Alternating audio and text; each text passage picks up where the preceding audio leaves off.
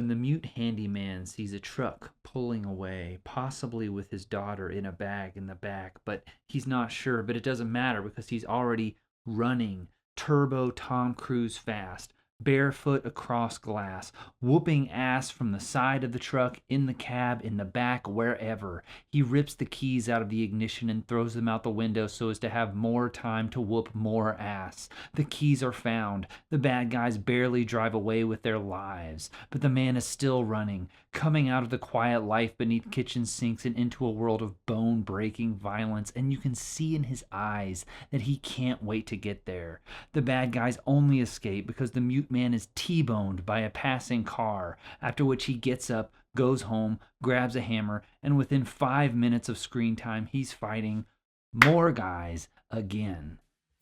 This is The Furious, a ferocious dudes killing dudes bonanza featuring some of China, Indonesia, Thailand, and Japan's most acrobatic dudes. Every problem in this movie is solved by beating the hell out of it.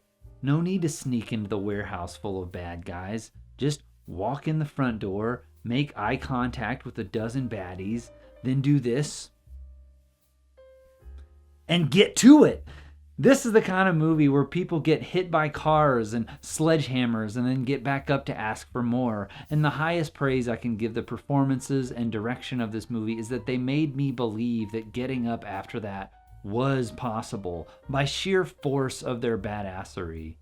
Many critics are correctly saying that The Furious holds its own against the 2011 action masterpiece, The Raid.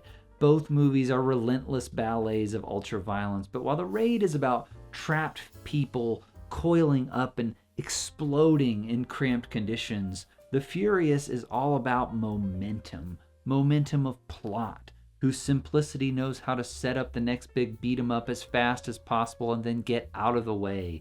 Momentum of the chase, as the handyman and his new buddy rip through seemingly every child trafficker in the entire city to find these kidnapped kids. And most importantly, momentum of the fights themselves. Even when people get knocked down, they crawl and shimmy through people's legs, shooting their bodies forward in almost exorcist-like contortions. One guy tries to bonk a dude with a ladder, and the dude dodges, runs up the ladder while the guy is still holding it, and punches down at the guy. At one point, our hero is stacking up bodies so fast that he just keeps fighting on top of the pile of discarded foes. You might be thinking, hey, don't spoil all the cool stuff in the movie, but the cool stuff comes so hard and so fast that you will react with amazement and delight before you have time to remember that I already told you it would happen. And besides, there is so much cool stuff that I couldn't possibly spoil a meaningful chunk of it. Sometimes I find that prolonged fight scenes, even impressively choreographed ones, can make my eyes glaze over after a while. Everything's moving so fast that there's nothing to focus on, you know? It's like a kind of hyperactive stasis sets in. The Furious generally avoids this trap by punctuating each beat of the fight with a big hero moment, or at least a quick little choice, you know? Even something as simple as starting to punch high, stopping when the guy starts to block, and kicking low instead, you know? There's all these moments where they give us time to expect something and then be surprised when something else happens instead, which literally never happens a single time in the latest Star Wars movie, for instance.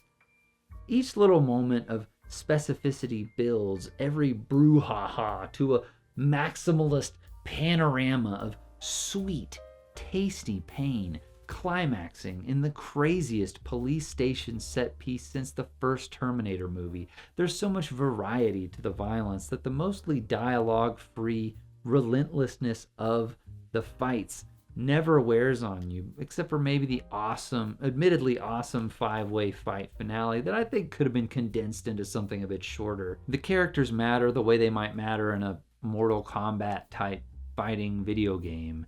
Their inner worlds are whatever. It's the design of their bodies and the way that they move that we care about.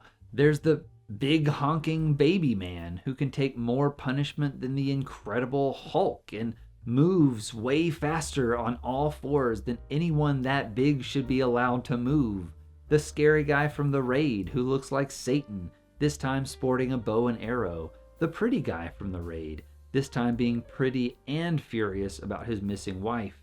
A kung fu journalist, a rich guy with crazy kicks, and I'm not talking about his fancy shoes. And of course, the mute handyman, our hero, whose violent backstory the film doesn't care to slow down enough to share, which I can only assume involved him moonlighting as the literal Grim Reaper. Also, shout out to the prissy cutie cop guy who provides just a sprinkle of welcome comedy relief in his brief time on screen. Not really because of what he says so much as how he says it. The dialogue's not that great in this. Why do you care? Emotionally, the movie bats your brain away so as to better reach down to that deep part of your stomach that makes you go, oh, wah, ho, ho, ho, ho. My theater had so much hooting and hollering that it sounded like a church revival. Praise to the punches.